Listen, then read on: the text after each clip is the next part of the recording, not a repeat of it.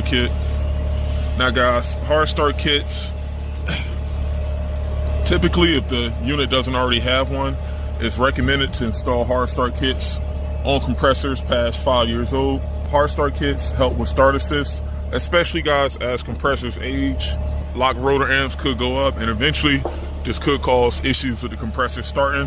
Hard start kits here allows for smooth start assist, so this lowers the chances of the compressor drawing excessive current on startup and eventually tripping the breakers.